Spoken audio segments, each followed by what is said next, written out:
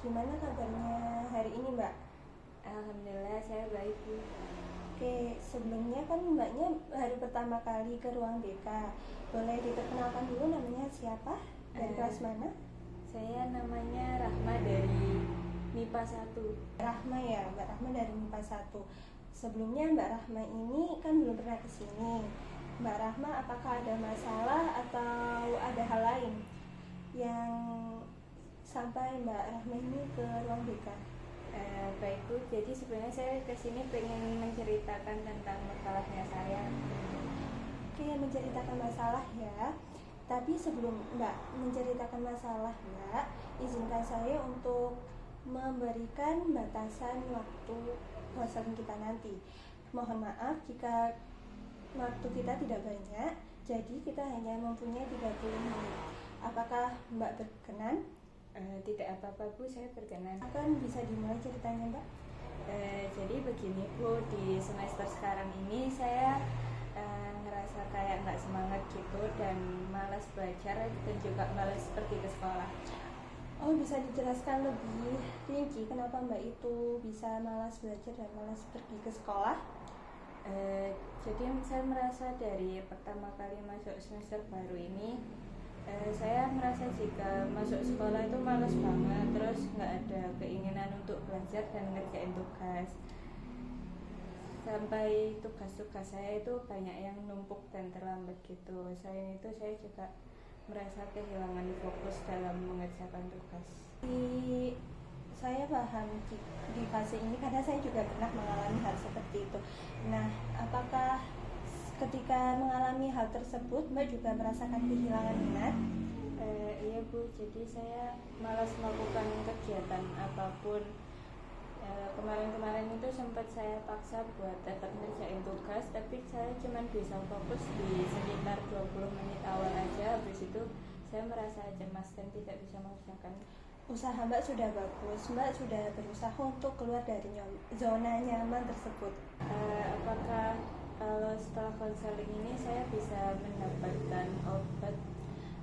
Mohon maaf Nak, kalau tentang obat-obat itu saya tidak bisa. Kalau perlu Ibu bisa merujuk Mbak ke psikiater.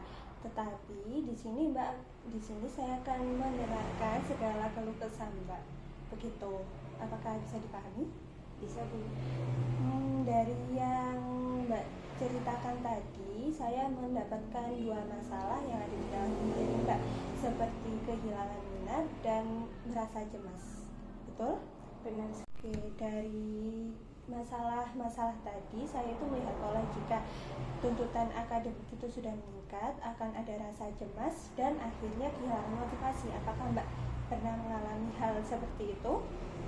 Iya Bu, jadi saya baru sadar ketika saya dapat tugas yang banyak dan sulit gitu, saya langsung panik tapi ujung-ujungnya nggak ngerjain apapun. Oh, selain panik, apakah Mbak pernah mengalami atau merasakan hal yang lain seperti merasa bersalah terhadap diri sendiri atau orang lain? Saya merasa bersalah sih Bu, karena saya kayak bayangin kedua orang tua saya itu kecewa ke saya karena mereka sudah membiayai pendidikan saya yang mahal. Saya paham dengan itu karena beberapa siswa yang datang ke saya juga seperti merasakan hal yang sama. Tetapi Mbak udah bagus karena Mbak punya solusi untuk datang ke sini. Baik Bu. Oke, dari pertemuan ini Ibu bisa merangkum jika Mbak itu punya kecemasan berlebihan saat belajar dan itu menurunkan motivasi belajar Mbak. Jadi, terima kasih Mbak jika sudah jujur. Itu merupakan salah satu langkah awal untuk menuju perubahan. Lalu bagaimana keadaan Mbak setelah bercerita tadi? Apakah lega? Alhamdulillah sih Bu, jadi lebih lega. Saya jadi lebih paham dari masalah saya itu kenapa. Oke, baik. Jika sudah lega, tapi mohon maaf karena waktu kita juga sudah habis. Apakah ada lagi yang mau disampaikan untuk pertemuan konseling berikutnya? Mungkin untuk sekarang cukup sampai sini aja Bu. Terima kasih ya sudah mendengarkan. Sama-sama juga Mbak Rahma sudah mau bercerita. cerita.